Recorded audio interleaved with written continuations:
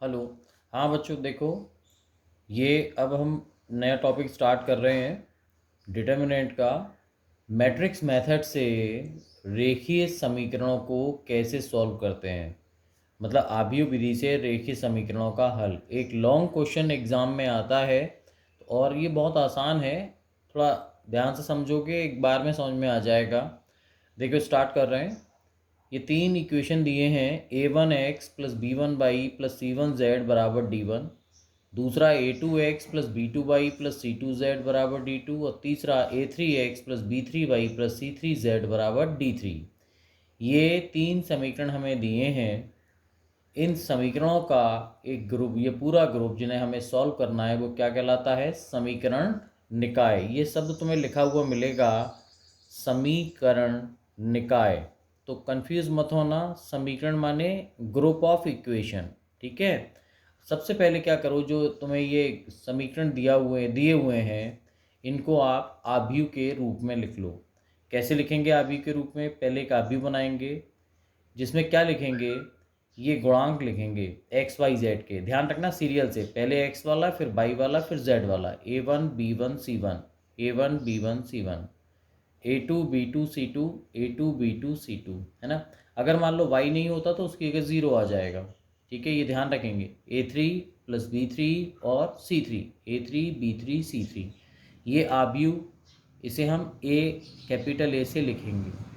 फिर दूसरे में ये कॉलम आव्यूह यानी कॉलम मैट्रिक्स बनेगा, इसमें हम एक्स वाई जेड मतलब जो वैल्यू हमें निकालनी है वो लिखेंगे, बराबर ये जो राइट हैंड साइड में कांस्टेंट दिए हैं d1 d2 d3, ये तीसरे मैट्रिक्स में आएगा। ये जो हमें निकालना है X Y Z unknown matrix, इसे हम कैपिटल एक्स कहेंगे। और ये जो वैल्यूज़ हमें दी हुई हैं, इन्हें हम d1 d2 d3 यानी इन्हें कैपिटल बी कहेंगे। तो ये पूरा जो इक्वेशन हमारा जो दिया हुआ है समीकरण का, वो आव्यूह के रूप में क्या हो गया? ए एक्स बराबर बी। ये ए, ये एक्स और ये बी, तो ए एक्स बराबर बी। अब अगर जो ए आव्यूह हमें दिया है उसका डिटर्मिनेंट ज़ीरो नहीं आता, अगर डिटर्मिनेंट ज़ीरो नहीं आ रहा है ए का, तो ए का इन्वर्स निकाल सकते हैं। तो दोनों तरफ अगर हम ए इन्वर्स का गुणा करें तो यहाँ से ए इन्वर्स इंटू ए चला जाएगा, आई हो जाएगा। तो यहाँ केवल एक्स रह गया और यहाँ क्या रह गया? A inverse B. तो एक्स बराबर ए इन्वर्स बी। तो मेथड क्या रहा कि अगर हमें एक्स की वैल्यू निकालनी है तो क्या करेंगे? ए का इन्वर्स निकाल के बी के साथ गुणा कर देंगे और हमारे पास एक्स के मान आ जाएंगे, ठीक है।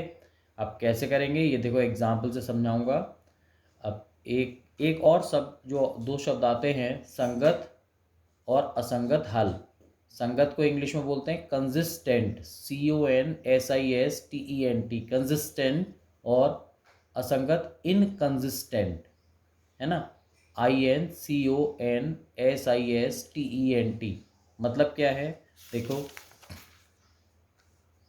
संगत हल।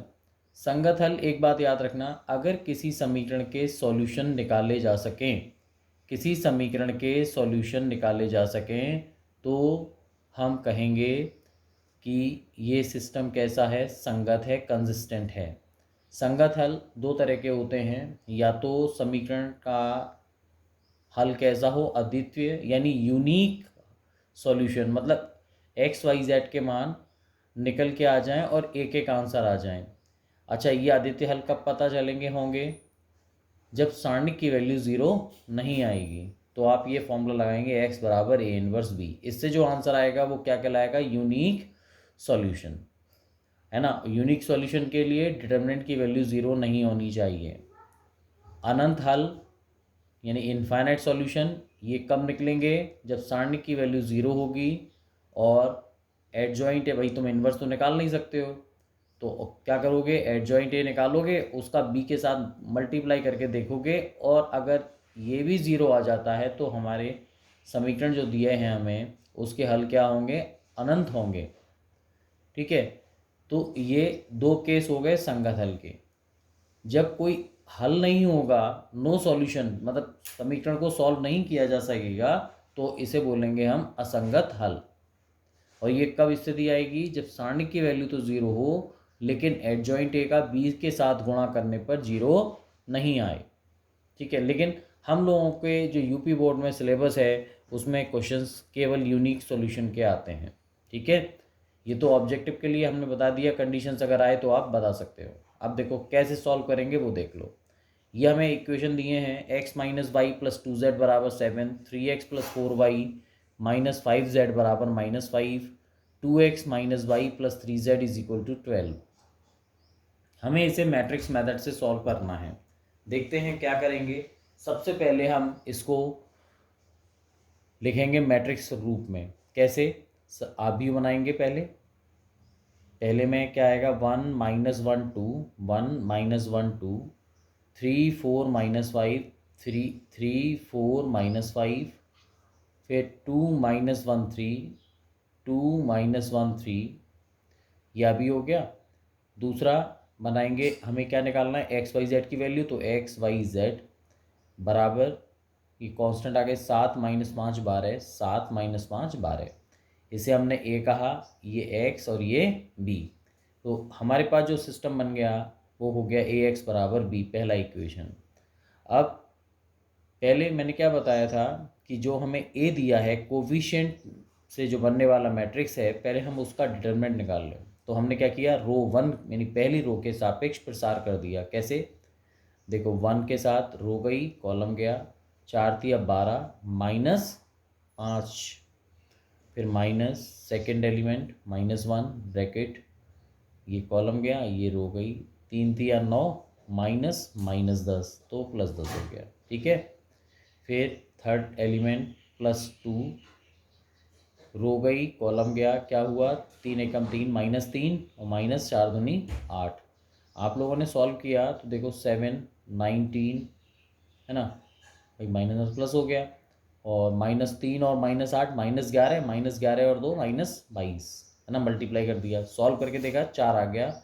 ये 0 नहीं है, इसका मतलब हम इन्वर्स निकाल सकते हैं और जो हमें सिस्टम ऑफ इक्वेशन दिया है उसके अनंत हल आएंगे।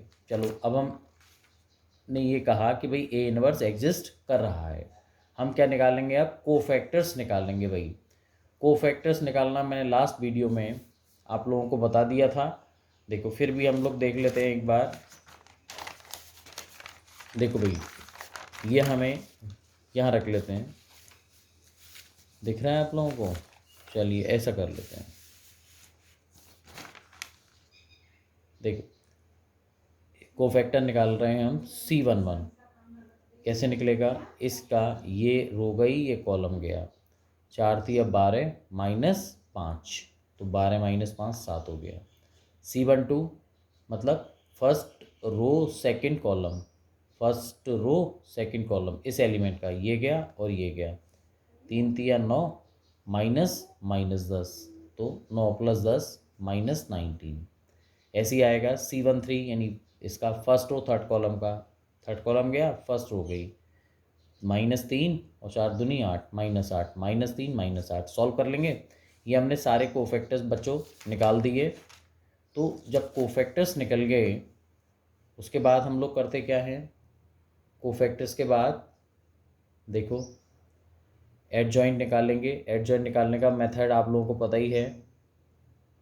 एडजॉइंट में यहाँ लिखेंगे एलिमेंट्स की जगह cofactor C11 C12 C13 C21 C22 C23 इस तरह से लिखेंगे और इसका ट्रांसपोज कर देंगे।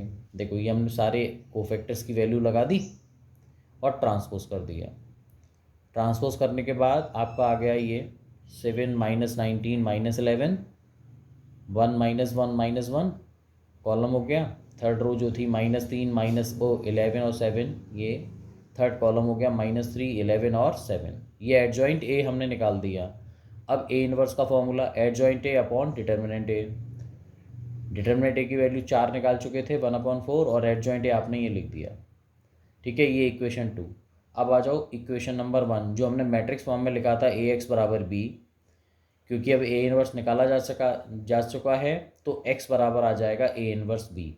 ए इनवर्स की वैल्यू लगाओ, और बी आप लोगों ने देखा था 7 -5 और 12 था, है ना, 1/4 यही रहेगा। मल्टीप्लाई कर दो, देखो row by column, 7 into 7 49 49, 1 into -5 -5, -3 into 12 -36। Solve हो जाएगा इस तरह से। ये आ गया 1/4 8 4 12।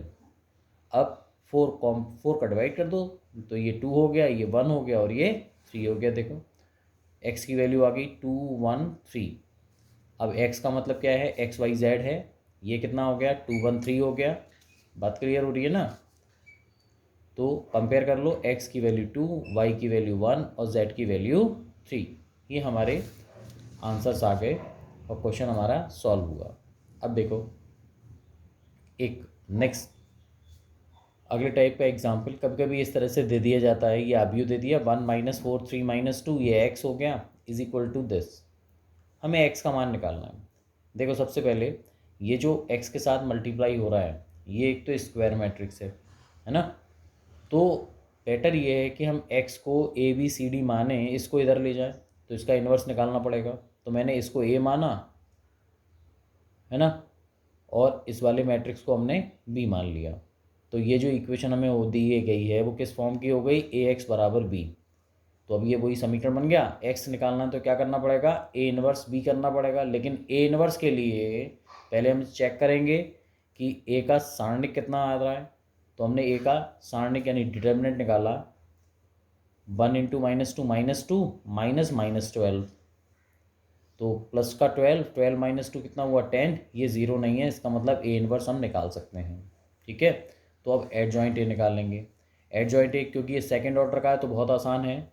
बताया था इस वाले जो डायगोनल है उसके एलिमेंट को इंटरचेंज कर देते हैं -2 1, और ये जो दूसरा डायगोनल है ऑफ डायगोनल इसके साइन यानी चिन्ह बदल देते हैं। 3 है तो -3 हो जाएगा, -4 है तो +4 हो जाएगा। ये हमारा क्या आ गया एडजॉइंट ए। तो ए इनवर्स का formula adjoint A upon determinant of A. Determinant of A आपने 10 निकाली हुई है, 1/10। एडजॉइंट ए ये रहा, इक्वेशन नंबर 2 हो गई है ना। अब यहाँ से आ जाओ फर्स्ट वाली से, ए एक्स बराबर बी। तो एक्स बराबर A inverse B, A inverse की वैल्यू लगाओ 1/10 और ये, और बी आपको ये दिया ही हुआ है ना। कोई सोचना नहीं है, सिंपल गुणा कर देंगे भाई। 1/10 ये रहा, ये तो दो ऑर्डर का बहुत आसान है। -2 -12 24, 4 5 ज़ा 20, ये आ गया 8 दूनी 16, 4 दूनी 8। कर लेंगे इस तरीके से। तो ये हो गया 1/10, 24 और 20 44, 16 8 24, 36 5 41, 24 और 2 26। तो बस x बराबर 1/10, आप इतना ही छोड़े आओ आंसर। ये x की वैल्यू आ गई। 10 से डिवाइड करने की ज़रूरत नहीं है, पॉइंट में आएगा। करना चाहो कर दो, नहीं तो इतना भी छोड़ सकते हैं। ठीक है, अब देखो ये दो आपके तरीके हो गए। अब मैंने कुछ एक्सरसाइज के लिए क्वेश्चंस आप लोगों को दिए हैं, करके देखना। पहला है सारणिक की सहायता से त्रिभुज ABC का क्षेत्रफल निकालिए। आपको फॉर्मूला मालूम है, शीर्ष आपको दिए हुए हैं ABC, समझ में आ रहा है तो आप निकाल लेंगे। ये बगल में उन्हें आंसर भी दिए हैं। अगले में दिया है दो बिंदुओं को मिलाने वाली रेखा का समीकरण। देखो नेक्स्ट लास्ट वाले जो नोट्स हमने दिए थे उसमें समझाया भी था, रेखा के समीकरण का एक फॉर्मूला है xy1, फिर x1y1 1, फिर x2y2 1। सॉल्व कर लेंगे, इक्वेशन आ जाएगी। थर्ड वाले में ये दिखाना है ये तीनों बिंदु संरेख हैं। संरेख हैं तो इसका एक तरीका था x1y1 1, x2y2 1, x3y3 1, ये 0 आना चाहिए। मतलब इन तीनों से बनने वाले त्रिभुज का क्षेत्रफल 0 आना चाहिए। कर लेंगे। फोर्थ वाला आपको ये ए आव्यूह दिया है दो ऑर्डर का और आपको एडजॉइंट निकालना है। बहुत आसान है। अगर पेपर में डायरेक्ट ये आ रहा है देख लेना, अगर 1 नंबर का क्वेश्चन है तो आप डायरेक्ट आंसर लिख देना, नहीं तो आपको वही कोफैक्टर्स निकाल के शो करना पड़ेगा बेटा। उस समय डायरेक्ट कर आओगे ना तो मार्क्स कम मिल सकते हैं। देखो अब फिफ्थ वाला देखो, ये आव्यूह हमें दिया हुआ है, आपको इसका इन्वर्स निकालना है।